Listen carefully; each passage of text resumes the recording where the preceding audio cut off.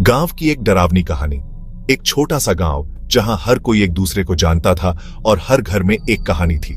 जहां सूरज डूबने के बाद सन्नाटा छा जाता था। जैसे ही अंधेरा फैलता, गांव की गलियां वीरान हो जाती और हर कोई अपने घरों में दुबक जाता। गांव के बाहर एक खेत था जो कभी हरी भरी फसलों से लहराता था। यह खेत गांव की शान हुआ करता था, जहां कभी हरी भरी फसलें लहराती थीं।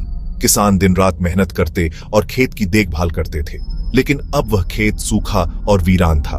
फसलें मुरझा गई थीं और खेत में एक अजीब सा सन्नाटा पसरा हुआ था। कहते हैं उस पर एक श्राप था, एक ऐसा श्राप जिसने खेत की हरियाली को निगल लिया था। एक भयानक श्राप जो किसी को भी नहीं बख्शता था। जिसने भी उस खेत में कदम रखा वह कभी वापस नहीं आया। गांव वाले उस खेत से दूर ही रहते थे। वे जानते थे कि वहां जाना मौत को बुलावा देना है।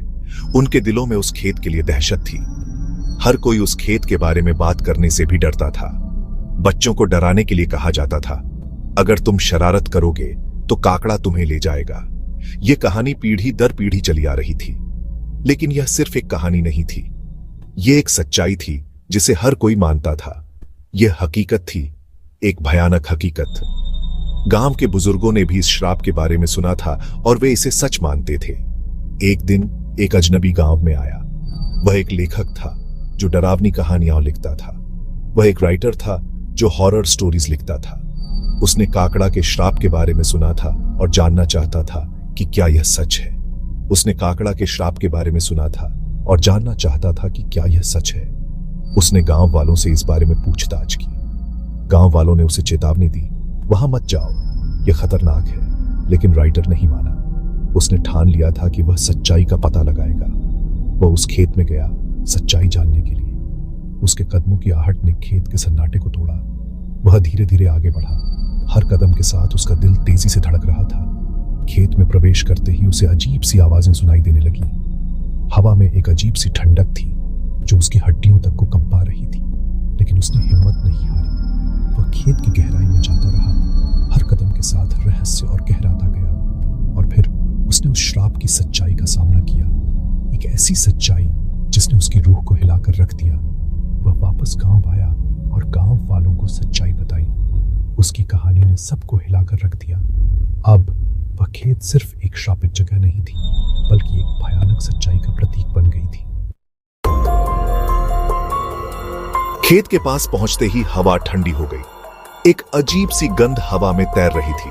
राइटर ने चारों ओर देखा। सूखी घास, टूटी हुई बाड़ और सन्नाटा। एक अजीब सी खामोशी जो डरावनी थी।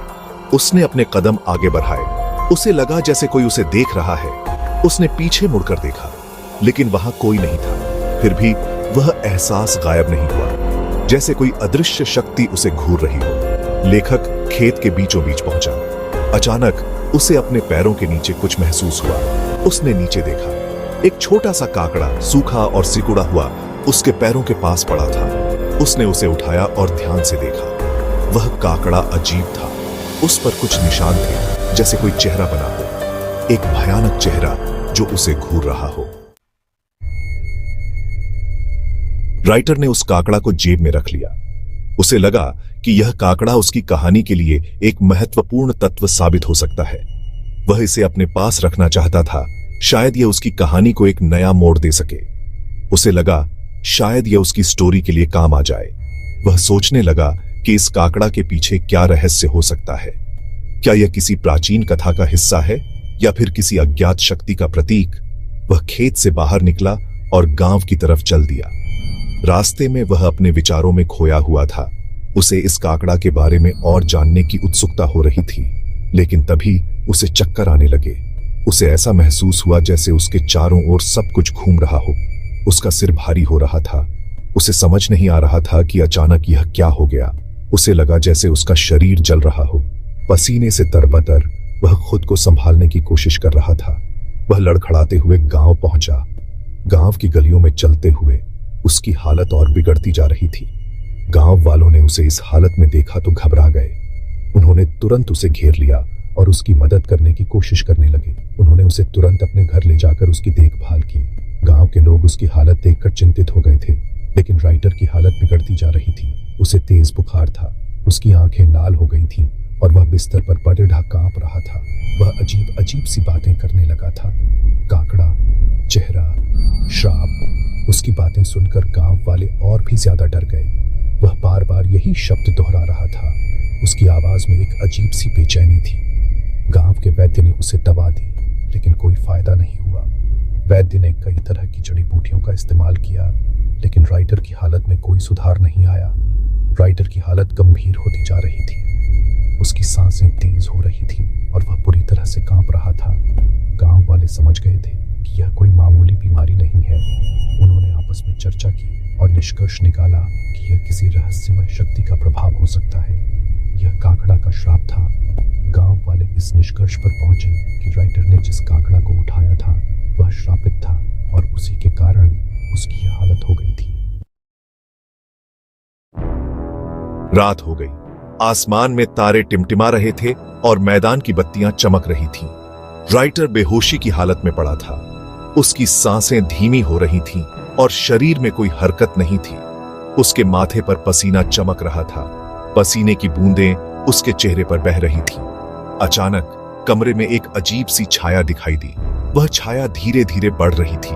एक लंबी काली परछाई जिसके सिर पर काकड़े का ताज था। वह ताज अजीब और डरावना लग रहा था।